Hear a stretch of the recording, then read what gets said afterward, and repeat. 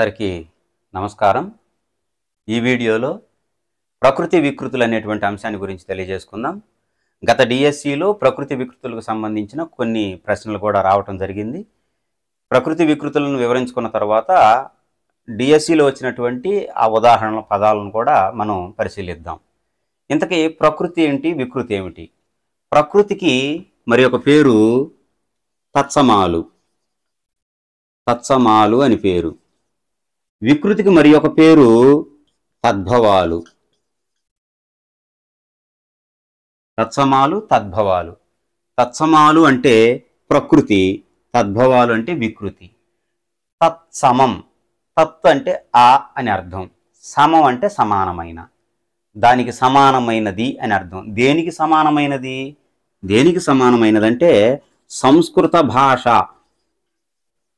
సంస్కృత భాషా పదాలకు సమానమైనటువంటి పదాలను తత్సమాలు అంటారు. తద్భవాలు ఆ సంస్కృత భాషా పదాలను ఆధారంగా చేసుకొని పుట్టినటువంటివి. తద్భవము, భవం అంటే పుట్టడం. వాటిని ఆధారంగా చేసుకొని విభక్తి ప్రత్యయాలు చేరడం ద్వారా పుట్టినటువంటి పదాలు తద్భవాలు. వాటిని వికృతులు అంటారు. ఈ రెండు పదాలు గుర్తుంచుకుంటే సరిపోతుంది. అంతకుమించి లోతైన వివరణ అయితే అవసరం లేదు. ఇంకా బాగా మనకు అర్థం అవటం కోసం నేను రెండు విషయాలు చెబుతాను. తత్సమాలు, తద్భవాలు, ప్రకృతులు, వికృతులు. ప్రకృతులు గ్రాంధిక భాషాపరమైనవి, అంటే కావ్య భాషకు చెందినవి. పండితులు మాట్లాడేటువంటి భాషా విధానం ప్రకృతులు, పామరులు మాట్లాడే భాషా విధానం వికృతులు. పండితులు మాట్లాడేటువంటి విధానాన్ని తత్సమాలు అంటారు. తత్సమాలు సంస్కృత భాషకు సమానమైనటువంటివి తత్సమాలు. వికృతులు గ్రామీణులు, పామరులు మాట్లాడేటువంటి భాషా విధానం, అవి తద్భవాలు లేదా వికృతులు. ఉదాహరణకి స్థిరము అన్నామనుకోండి. స్థిరము, స్థిరం అంటే నిశ్చలంగా అని అర్థం, అది ప్రకృతి. స్థిరము ఇది వికృతి. స్థిరమై సంపదలెల్లా జాషువా గారి పద్యం ఉంది కదా. స్థిరము అంటే వికృతి. భాష ప్రకృతి. భాష, నీ భాష నాకు తెలియట్లేదు, నీ భాష గ్రామీణులు మాట్లాడేటువంటి విధానం, అది వికృతి. భాష ప్రకృతి. అలాగనే భక్తి ప్రకృతి, భక్తి వికృతి. భగవంతుణ్ణి అరే భక్తి ఉండాలి కదా అంటాం, వికృతి అది. త్యాగం ప్రకృతి, త్యాగం వికృతి. త్యాగం చేయాలి, త్యాగం చేయకుండా త్యాగం వికృతి, త్యాగం ప్రకృతి. ఇలా ప్రకృతి వికృతులకు సంబంధించిన చాలా సంక్షిప్తంగా సూక్ష్మంగా వివరణ ఏంటంటే, ప్రకృతులు పండితులు మాట్లాడేవి అని అనుకుందాం, వికృతులు గ్రామీణులు పామరులు మాట్లాడేవి అని అర్థం. అంటే ఆ విధానంగా ఉంటుంది. ఇలా మనం ఆలోచిస్తూ వీటిని చదువుకుంటే తేలిగ్గా అర్థమవుతాయి. ఇంకా కాస్త వ్యత్యాసం మనకు తెలియాలంటే 2-3 విషయాలు చెప్తాను చూడండి. ప్రకృతుల్లో శాగాని షాగాని వచ్చినప్పుడు వికృతిలో సా వస్తుంది. భాష, భాష. ఆకాశము, ఆకాశము. ఇలాగా. అలాగనే ఒత్తు అక్షరాలు ఏవైనా వచ్చినప్పుడు ఛాయ, ఛాయ. మహాప్రాణాలు అని చెప్పుకున్నాం కదా, ప్రతి వర్గం యొక్క ద్వితీయ చతుర్థాక్షరాలు అవి వచ్చినప్పుడు సాధారణంగా వస్తుందన్నమాట. కాబట్టి మనం దీన్ని కూడా దృష్టిలో ఉంచుకోవచ్చు. అలాగనే మరి ఒక ముఖ్యమైన విధానం ఏంటంటే, యా అనేటువంటి అక్షరం ప్రకృతిలో వస్తే జా అనేటువంటి అక్షరం వికృతిలో వస్తుంది. యాత్ర అన్నామనుకోండి, యా వస్తే జా వస్తుంది వికృతిలో. జాతర, యాత్ర జాతర. యత్నము, యత్నం అంటే జతనము. ఇలా యా అనేటువంటి దాన్ని మనం జా అనేటువంటి విధానంలో గమనించవచ్చు వికృతుల్లో. ఇలాంటి చిన్న చిన్న మార్పులను గమనిస్తూ మనం నేర్చుకున్నట్లయితే ప్రకృతి వికృతులకు సంబంధించి మనం మార్పు పొందడానికి అవకాశం ఉంటుంది. ఇప్పుడు పాఠ్యాంశాల వెనక వైపు ఉన్నటువంటివి అంటే పదజాలంలో ఇచ్చినవి, అలాగనే పాఠ్యపుస్తకం చివరిలో పద విజ్ఞానం అనేటువంటి శీర్షికను ఇచ్చినటువంటి పదాలన్నింటినీ కూడా మనం 6 నుంచి 10 దాకా ఉన్నటువంటి పదాలన్నింటిని కూడా మనం ఇప్పుడు పరిశీలిద్దాం. ప్రకృతి వికృతులు తెలంగాణ అయినా ఆంధ్ర అయినా రెండిటికి సరిపోయేటువంటివి ఇవే పదాలు ఉంటాయి భాషలో. కాబట్టి వీటిని జాగ్రత్తగా పరిశీలించవచ్చు. ఇరువురికి ఉపయోగపడేటువంటిదిగా నేను దీన్ని భావిస్తున్నాను. 6వ తరగతి నుంచి 10వ తరగతి వరకు ఉన్నటువంటి ప్రకృతి వికృతులను గురించి ఇప్పుడు తెలుసుకుందాం. పాఠం చివర ఉన్నటువంటి పదజాలంలోని ప్రకృతి వికృతులు, అలాగనే పాఠ్యపుస్తకం చివర ఉన్నటువంటి పద విజ్ఞానం అనేటువంటి అంశం కింద ఇచ్చినటువంటి ప్రకృతి వికృతులు అన్నింటినీ నేను ఈ వీడియోలో తెలియజేయడానికి ప్రయత్నం చేస్తాను. 2 సార్లు 3 సార్లు అనేక సార్లు వచ్చినటువంటి ప్రకృతి వికృతులను నేను ఒకసారే రాశాను, అది గమనించండి. వీటిని మీరు స్క్రీన్ షాట్ తీసుకోవచ్చు. వీటిని ఇప్పుడు పరిశీలిద్దాం. మొదటి వైపు ఉన్న పదాలన్నీ ప్రకృతులు, రెండో వైపు వికృతులు. అలాగనే ప్రతి పట్టికలో కూడా అలాగే. మొదటిగా ఆహారం ప్రకృతి, ఓగిరం వికృతి. ధర్మము ప్రకృతి, దమ్మము వికృతి. మనకి బుద్ధుని త్రిపీఠకాలు అని వింటుంటాం కదా, దమ్మ పదం, దమ్మం అంటే వికృతి. ప్రాణము ప్రకృతి, పానం వికృతి లేదా ప్యానం. మనం గ్రామీణ భాషలో ఉపయోగిస్తూ ఉంటాం. పానాలు పోయినాయి, ప్యానం నిలపలేకపోయారు, పానం అనేటువంటివి వికృతి పదాలు. కథ ప్రకృతి, కథ వికృతి. కథలుగా అంటాం కదా, కథలుగా వినిపిస్తుంది అంటాం, కథ అనేది వికృతి. సంతోషము ప్రకృతి, సంతసం వికృతి. షా అనే అక్షరానికి సా అనేటువంటి అక్షరం వచ్చింది, సంతోషం సంతసం. శ్రీ ప్రకృతి, సిరి వికృతి అంటే సంపద అని అర్థం. దీపము ప్రకృతి, దివ్యే వికృతి. రోసం ప్రకృతి వికృతి. ఆశ్చర్యం ప్రకృతి, అచ్చెరువు వికృతి లేదా అక్కజము అని కూడా అంటారు, వికృతి. భయం, ఒత్తు భా ఉంది ఇక్కడ, మహాప్రాణం, భయం మామూలు బా. స్త్రీ ప్రకృతి, ఇంతి వికృతి. కవి ప్రకృతి, కయి వికృతి. విద్య ప్రకృతి, విద్యే లేదా విద్య, ఇవి వికృతి పదాలు. కృష్ణుడు ప్రకృతి, కన్నడు వికృతి. కృష్ణుడు అనేటువంటిది ప్రకృతి పదం అయితే కన్నయ్య అంటాం కదా, గ్రామీణులంతా కన్నయ్య అంటారు. కన్నయ్య అనేటువంటిది, కన్నడు అనేటువంటిది వికృతి పదం. కృష్ణుడు ప్రకృతి, కన్నడు వికృతి. రథం ప్రకృతి, అరథం వికృతి. ఇది ముఖ్యమైనది, గుర్తుంచుకోండి. రథం ప్రకృతి, అరథం వికృతి. సహజంగా విద్యే, స్త్రీ ఇంతి, భయం ఇవన్నీ మనకు తెలిసినవే. కాస్త భిన్నమైనవి వస్తే ఆ భిన్నమైన వచ్చిన వాటిని మనం జాగ్రత్తగా గుర్తుంచుకోవాలి. అడగటానికి ఎక్కువ అవకాశం ఉన్నటువంటి పదాలు ఏమిటంటే ఆ భిన్నమైనవే. కాబట్టి రథం అనేది ప్రకృతి, అరథం వికృతి. కుమారుడు కొమరుడు. గత డిఎస్సిలో కూడా అడిగినట్లున్నాడు ఈ పదాన్ని, కొమరుడు. ఆజ్ఞ ఆన, మనం ఆనా పదం వింటుంటాం కదా, సినిమాల్లో కూడా ఉపయోగిస్తుంటారు. ఆనా అనేది వికృతి, ఆజ్ఞ ప్రకృతి. అలాగనే భాష మనందరికీ తెలిసినటువంటిదే, భాష. అంబ అనేటువంటిది ప్రకృతి పదం. అంబ అనేటువంటిది గ్రామీణులు, పామరులు ఉపయోగించేటువంటి పదజాలం. అంబ బలుకు, జగదంబ బలుకు అని కోయదొర ఉపయోగిస్తుంటాడు. అంబ బలుకు, అంబ అంటే వికృతి, అమ్మ ప్రకృతి. నిద్ర ప్రకృతి, నిదుర వికృతి. ఉత్తరీయం గుర్తుంచుకోండి, ఉత్తరీయం ప్రకృతి, ఉత్తరేగం వికృతి. ఉత్తరీయం ప్రకృతి, ఉత్తరేగం వికృతి. ఉత్తరీయం అంటే పైన వేసుకునేటువంటి కండువ అని మనం చెప్పుకోవచ్చు. కాలం ప్రకృతి, కారు వికృతి. చాలా ముఖ్యమైనది, గుర్తుంచుకోండి. కాలం ప్రకృతి, కారు వికృతి. కార్యము కర్జము, ఇది కూడా గతంలో అడగటం జరిగింది, కార్యము కర్జము. గర్భం ప్రకృతి, కడుపు వికృతి. సహజంగా పల్లెటూరు పరిభాషలో దాన్ని ఉపయోగిస్తుంటారు, కడుపు అంటుంటారు. గర్భం అనేది ప్రకృతి, కడుపు అనేది వికృతి. త్యాగం త్యాగం చేశాడు, గ్రామీణులు అనే పదం, త్యాగం చేశాడు, త్యాగం అది వికృతి, త్యాగం ప్రకృతి. దిశ దశ, దిశ దశ. దోషం పుణ్యము పుణ్యం, పుణ్యము పుణ్యం ప్రకృతి వికృతి. పుస్తకము పొత్తము, గుర్తుంచుకోండి, పొత్తము వికృతి పదం. రాత్రి రాత్రి లేదా రేయి, నడిరేయిలో అంటుంటాం. రేయి అనేది వికృతి. రాత్రి ఇలా జరిగింది రాత్రి అంటుంటాం. రాత్రి వికృతి అన్నమాట. రాత్రి ప్రకృతి. అక్షరము అక్కరము, అక్షరం అనే దానికి అక్కరము వికృతి.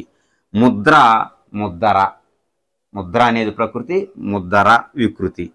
హృదయము అనేటువంటి ప్రకృతికి చూడండి వికృతులు యద, ఎడద, డెందము, 3 పదాలు కూడా వికృతులుగా చెప్పుకోవచ్చు. హృదయం అంటే ప్రకృతి, యద యదలో అంటే హృదయంలో అని అర్థం. యద అనేటువంటిది వికృతి పదం, డెందము కూడా వికృతి పదమే. నిభ, జాగ్రత్తగా గుర్తుంచుకోండి, ముఖ్యమైనది. నిభ ప్రకృతి పదం. నెపము వికృతి పదం. నిభ అనే ప్రకృతికి నెపము వికృతి. సత్వము అంటే బలం అన్నమాట. సత్వము ప్రకృతి, సత్తువ అది వికృతి. పట్టణము పత్తనము, పట్టణము ప్రకృతి, పత్తనము వికృతి. అగ్ని అగ్గి మనకు తెలిసినటువంటిదే. హంస అంచ ముఖ్యమైనది, గుర్తుంచుకోండి. హంస అంచ, రాజహంస అని అంటుంటాం, అది ప్రకృతి పదం. రాయంస 9వ తరగతి తీర్పు అనేటువంటి నూతన సిలబస్లో ఇచ్చినటువంటి పదం ఇది. అంచ, రాయంచ. అంచ అంటే హంస అని అర్థం, ప్రకృతి వికృతి. ముఖము మొగము, గుర్తుంచుకోదగినటువంటిది. ముఖము మొగము. ప్రయాణం పయనం, ఏడదాకా పయనం, వాళ్ళంతా పయనమైపోయారు, పయనం అది వికృతి. ప్రయాణం ప్రకృతి. స్థలము తలము, స్థలం అనేదానికి తలము. నాకు సారడు తలం కూడా లేదు, తలవాల్చుకోవడానికి తలం కూడా లేదు. తలము వికృతి, స్థలము ప్రకృతి. భత్యము ప్రకృతి, భత్యము వికృతి. అంటే పోషణ నిమిత్తమై ఉన్నటువంటి ధనము అంటే జీతము అనే అర్థం ఒక మాటలో చెప్పుకోవాలంటే. భత్యము ప్రకృతి, భత్యము వికృతి. పక్షి పక్కి ప్రకృతి వికృతులు. ఇది పిల్లలకైతే చాలా ముఖ్యమైనది, పరీక్షల్లో వచ్చేటువంటిది అనమాట. పక్షి పక్కి. పక్షి అంటే వ్యుత్పత్తి అర్థాల్లో చెప్పుకున్నాం, పక్షములు కలది అని. పక్షం అంటే రెక్క, రెక్కలు కలిగింది అని అర్థం. పక్షి ప్రకృతి, పక్కి వికృతి. ఆశ ఆశ ప్రకృతి వికృతి. మూలిక మొలక ముఖ్యమైనది, గుర్తుంచుకోండి. మూలిక మొలక. దృఢ, ఇది కూడా చాలా చాలా ముఖ్యమైనది. దృఢ దిటవు. ఎలాంటి పదజాలం ఇస్తే ఖచ్చితంగా మనం కన్ఫ్యూజ్ అయి తప్పు చేయడానికి అవకాశం ఉంటుంది. ఎందుకంటే ఎప్పుడు మనం విని ఉండం. దిటవు ఎప్పుడు విన్నాం, వినలేదు. ఈ మిగిలినటువంటివి అగ్గి, ఇలాంటి సత్తువ, నెపము ఇలాంటివి అంటాం, కానీ దిటవు ఎప్పుడు విని ఉండం కాబట్టి మనం పొరపాటు చేయడానికి అవకాశం ఉంటుంది. మూలిక ప్రకృతి, మొలక వికృతి. దృఢ అంటే గట్టి అని అర్థం. దృఢ ప్రకృతి, దిటవు వికృతి. అలాగనే కీర్తి, కీర్తి ప్రకృతి. ఇది విడిపోయింది, గమనించండి. రీ తావత్ అనేటువంటి విడిపోయి కీరితి అది వికృతి. పుత్రుడు ప్రకృతి, బొట్టె లేదా బిడ్డ. బిడ్డ అని సహజంగా గ్రామీణ ప్రాంతంలో ఉపయోగిస్తుంటాం. బిడ్డ అది వికృతి. బొట్టె వికృతి పుత్రుడు అనేదానికి. రాక్షసుడు రక్కసుడు, రాక్షసుడు ప్రకృతి, రక్కసుడు వికృతి. రాక్షసి అంటే రక్కసి, స్త్రీవాచకం పురుషవాచకం అంతే తేడా. రాక్షసుడు ప్రకృతి, రక్కసుడు వికృతి. రాక్షసి ప్రకృతి, రక్కసి వికృతి. అలాగనే పృథ్వీ, పృథ్వీ అంటే భూమి అని అర్థం, పొడమి. పృథ్వీ ప్రకృతి, పొడమి వికృతి. పశువు పశువు, పశువు ప్రకృతి, పశువు వికృతి. ప్రాంతం ప్రకృతి, పొంత వికృతి. బృంగారం ప్రకృతి, బంగారం. మనం ఉపయోగించే అందరం ఈ వికృతి పదాన్ని ఉపయోగిస్తున్నాం, బంగారం బంగారం అని. ప్రకృతి ఏంటంటే బృంగారము. సింహం ప్రకృతి, సింగం వికృతి. తెలుసు కదా, సింగం 1, 2, 3 వచ్చినాయి కదా. కాబట్టి సింగం అనేటువంటిది వికృతి పదం. ప్రకృతి ఏంటంటే సింహం. కవిత ప్రకృతి, కయిత వికృతి. కవిత, కయిత. భోజనం ప్రకృతి, బోనం వికృతి. మనం ఎప్పుడు ఉపయోగించే పదం బోనాలు అంటాం. బోనం అంటే భోజనం అని అర్థం. మనం తల మీద పెట్టుకునేటువంటి లేదా పాత్రలు, తల మీద ధరించినటువంటి ఆ పాత్రలో బోనాలు తీసుకెళ్ళటం అంటే దాంట్లో ఏముంటుంది? అమ్మవారికి భోజన పదార్థాలు అనమాట. కాబట్టి భోజనం అనేటువంటిది ప్రకృతి, బోనం వికృతి. పొంగళ్ళు కానీ ఇతర ఏదైనా సరే. భోజనం ప్రకృతి, బోనం వికృతి. అద్భుతం, అబ్బురం. అద్భుతం ప్రకృతి, అబ్బురం వికృతి. అంటే ఆశ్చర్యం అని అర్థం. ముగ్ధ, ముగుద. అరుంధతి ప్రకృతి, ఆరంజ్యోతి వికృతి. అరుంధతి ప్రకృతి, ఆరంజ్యోతి వికృతి. మనకు ఇది అర్ధపరిణామంలో వస్తుంది, అప్పుడు వివరించుకుందాం. అరుంధతి, ఆరంజ్యోతి. మనుష్యుడు ప్రకృతి, మనిషి వికృతి. మనుషుడు ప్రకృతి, మనిషి వికృతి. వర్షము ప్రకృతి, వరుసము వికృతి. రాజు ప్రకృతి, రాయడు లేదా రేడు. రేడు అని ఉపయోగిస్తుంటాం ఎక్కువగా. గుర్రం జాషువా గారు తన కవిత్వంలో రేడు అనే పదాలు ఎక్కువగా ఉపయోగించారు. రాజు ప్రకృతి, రాయడు అన్న రేడు అన్న వికృతే. రాయడు, రాయలు అంటుంటాం కదా, శ్రీకృష్ణ దేవ రాయలు అంటే రాజు అనమాట. చంద్రుడు ప్రకృతి, చంద్రుడు. దీన్ని విడదీశాం, దాని రాని. చంద్రుడు వికృతి. గృహము ప్రకృతి, గీము వికృతి. సముద్రము ప్రకృతి, సంద్రం వికృతి. సముద్రము, సంద్రం. ఇవి చిన్న చిన్న పదాలేనండి. అన్ని చిన్న చిన్న పదాలు. కొంచెం మనసు పెడితే మనకు వచ్చినవి చాలా ఉంటాయి. ఇందులో రాని పదాలు కొన్ని ఉంటాయి. అలాంటి రథం, అరథం, ఇలాగా హంస, అంచ, ఇలాంటి కష్టమైన పదాలు. దృఢ, దిటవు, మూలిక, మొలక, కొన్ని పదాలను మనసులో ఉంచుకోగలిగితే అన్నీ కవర్ చేయగలిగిన వాళ్ళం అవుతాం. మరికొన్ని పదాలను పరిశీలిద్దాం. అమావాస్య. అమావాస్య అనేది ప్రకృతికి, అమవస అది వికృతి పదం. అమావాస్య, అమవస.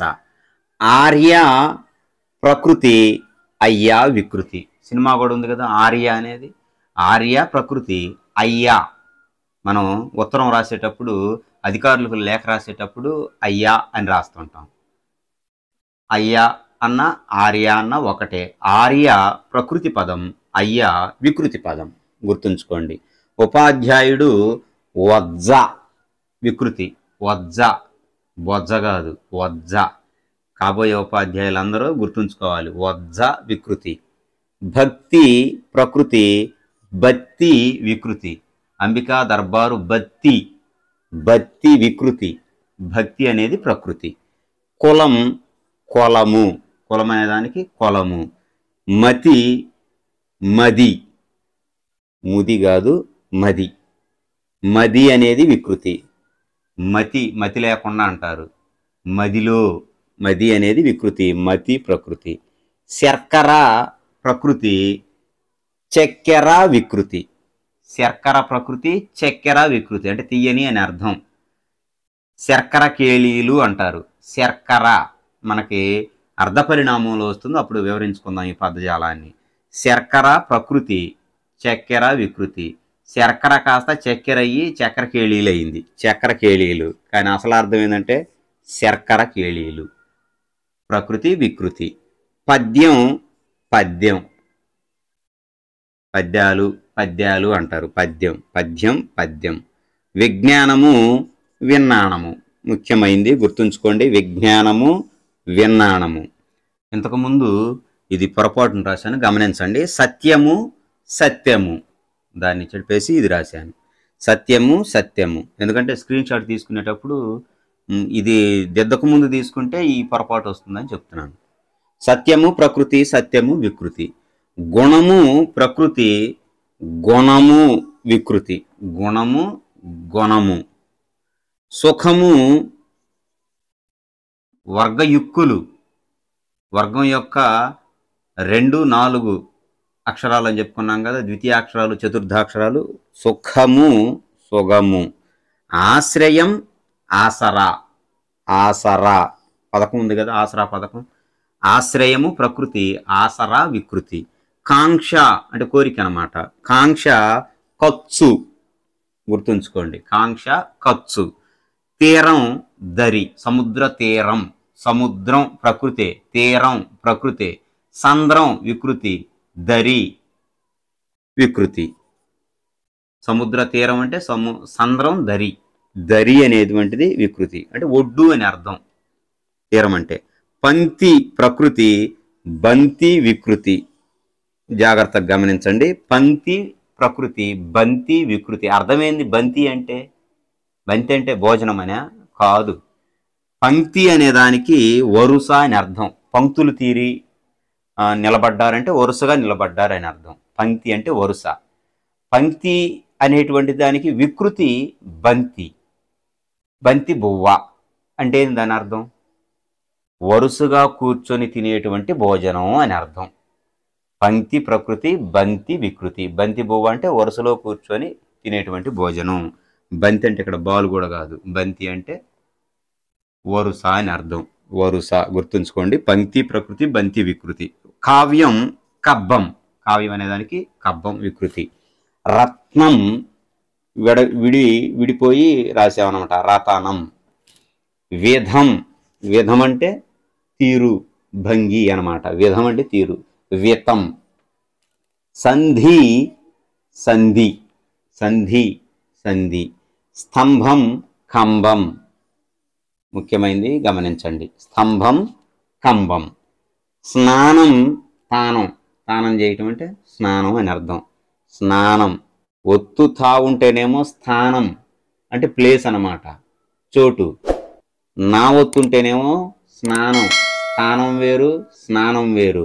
స్నానం అనే దానికి తానం వికృతి. నేరము నీరు, నేరము తప్త లోహమున అనేటువంటి పద్యం ఉంది కదా. యముడు, చూడండి ఇక్కడ కొన్ని పదాలు కావాలనే ఈ 5 పదాలు ఒక చోట చేర్చి రాశాను. మనం మొదట్లో చెప్పుకున్నట్లుగా యా అనేటువంటిది ప్రకృతిలో వస్తే జా వికృతిలో వస్తుందని. యముడు జముడు, యోధుడు జోదు, యజ్ఞము జన్నము, యత్నము జతనము, యాత్ర జాతర. గుర్తుంచుకోండి. అది ఒక ముద్దు గుర్తు. అన్ని సందర్భాల్లో ఎలాగనే ఉంటుందంటే ఉండదు, కానీ ఒక లాజిక్ కోసం అలా అన్నమాట. కార్యము కర్జము, ముఖ్యమైనది. కార్యము కర్జము. మేఘము మొయిలు, మేఘము ప్రకృతి, మొయిలు వికృతి. బ్రధ్న ప్రొద్దు, బ్రధ్న ప్రకృతి, ప్రొద్దు వికృతి. పుష్పం ప్రకృతి, పువ్వు వికృతి. పుష్ప 1, 2 కదా. పుష్పం ప్రకృతి, పువ్వు వికృతి తెలిసిందే. లక్ష్మి లచ్చి, లచ్చిందేవి అంటారు గ్రామీణులు. లచ్చిందేవి, లచ్చి వికృతి, లక్ష్మి ప్రకృతి. న్యాయము ప్రకృతి, నాయము వికృతి. న్యాయము నాయము.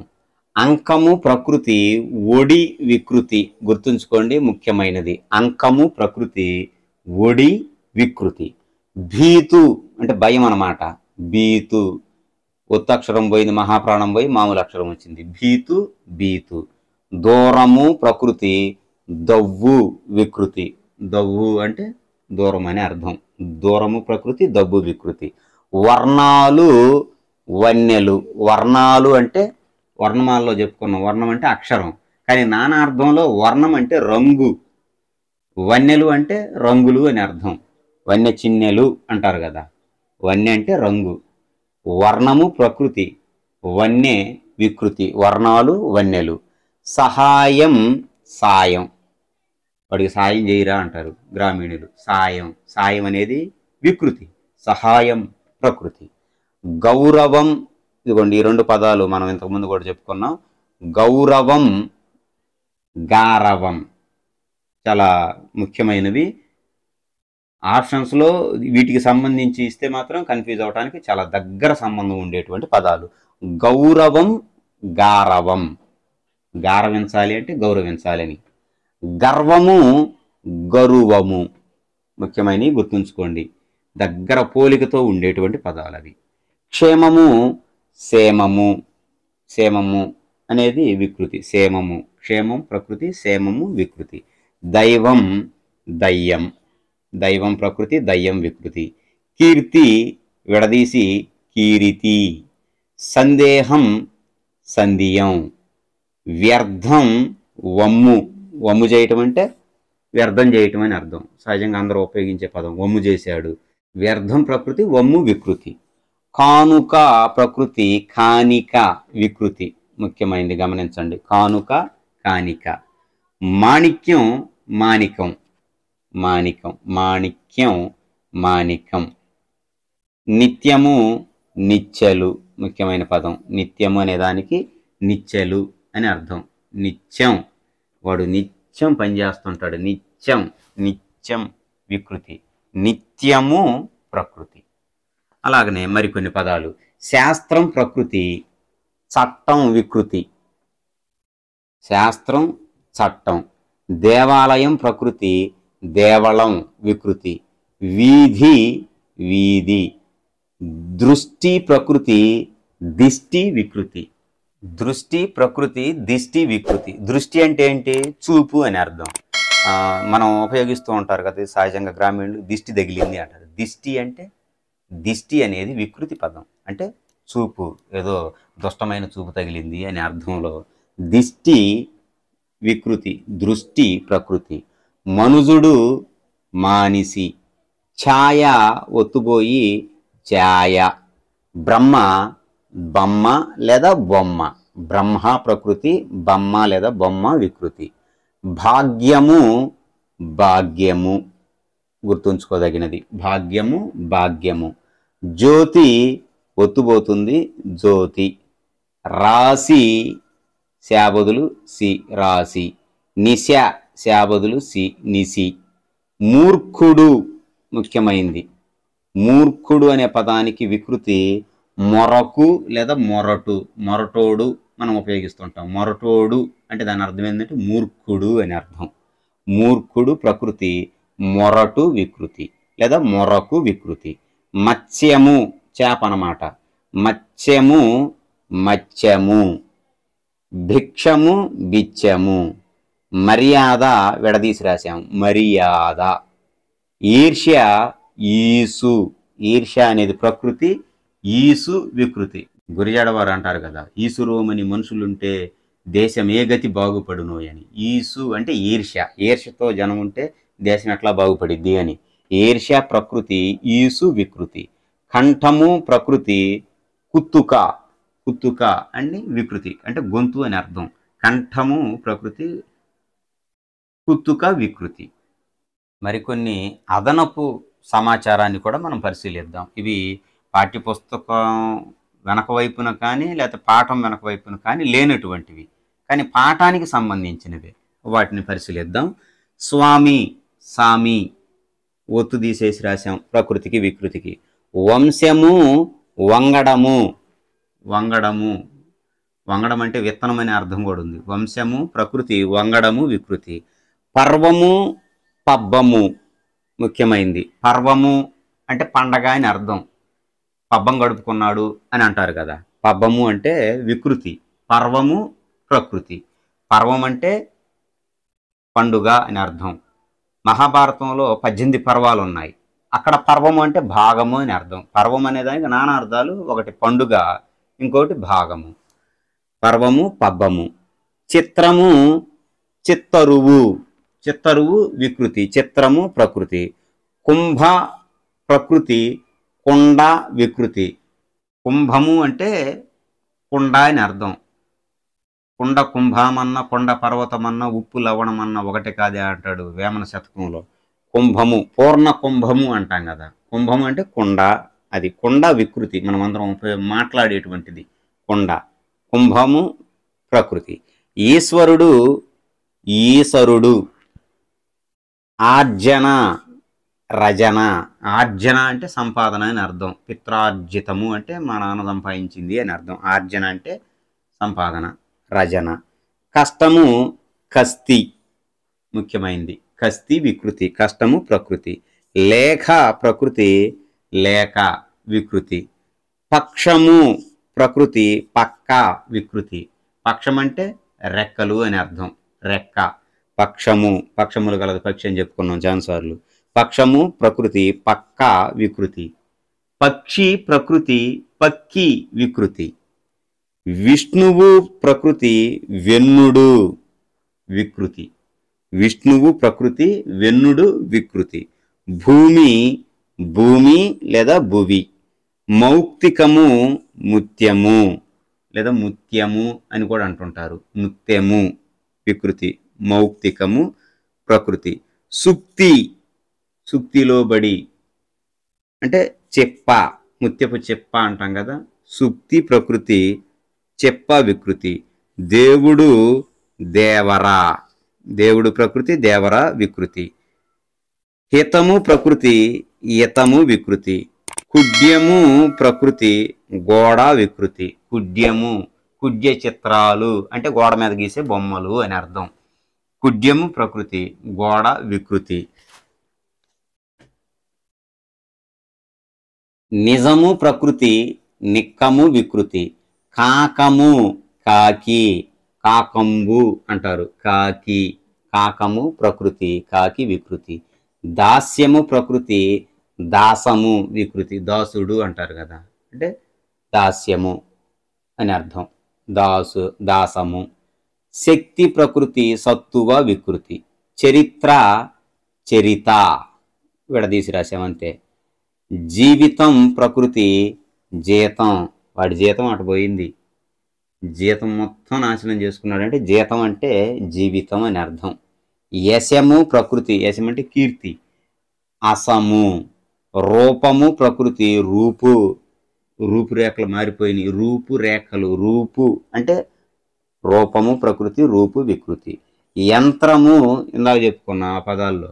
యంత్రము, జంత్రము, యా వస్తే జా వస్తుందని చెప్పుకున్నాం కదా. పుటకము, పుట, పుట అంటే పేజీ. మనకి దర్పణాలు వస్తుంది. పుటాకార దర్పణము, కుంభాకార దర్పణం అని. పుటము అంటే, పుట అంటే పేజీ అని అర్థం.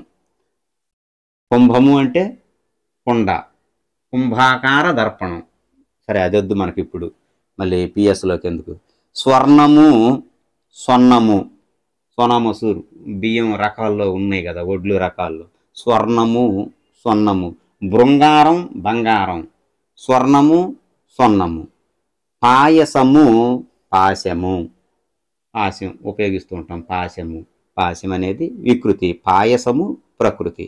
బ్రాహ్మణుడు ప్రకృతి, బాపడు, బాపనాయన అంటారు కదా, బాపడు వికృతి.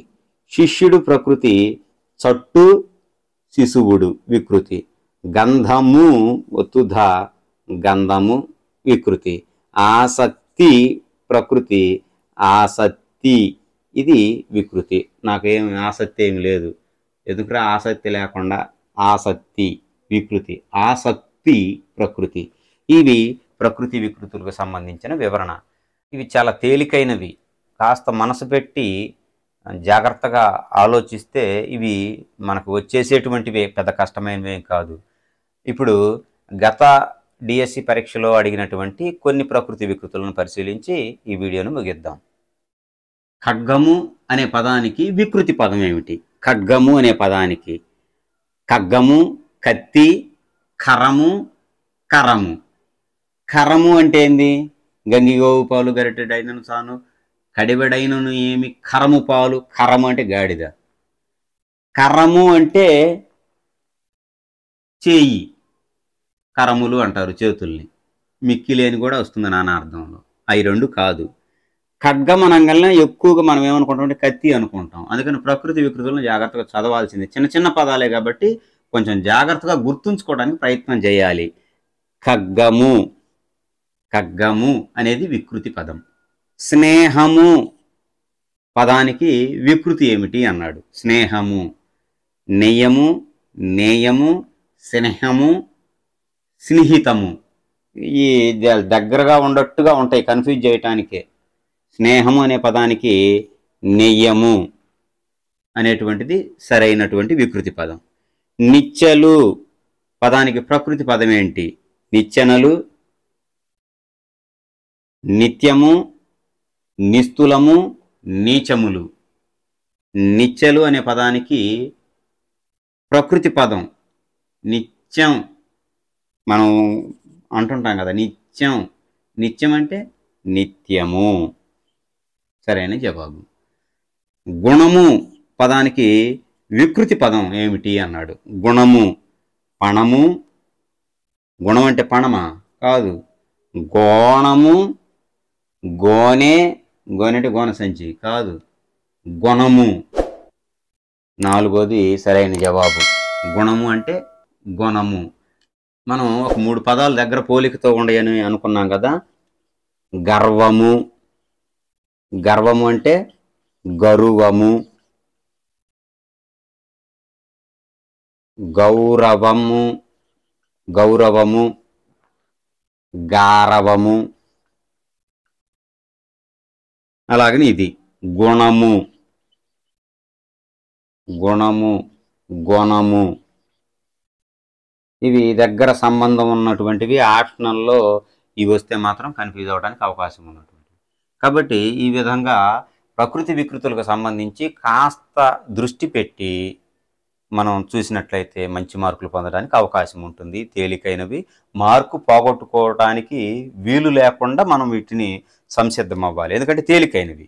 ఇవి కూడా పోగొట్టుకుంటే ఇక కష్టమైన ధ్వన్యుత్పత్తి వాదాలు కానీ, లేకపోతే ధ్వని సిద్ధాంతాలు కానీ, లేకపోతే అర్ధ పరిణామం కానీ, ఇలాంటి అంశాల్లో మనం మార్కులు పోవడానికి ఎక్కువగా అవకాశం ఉంటుంది.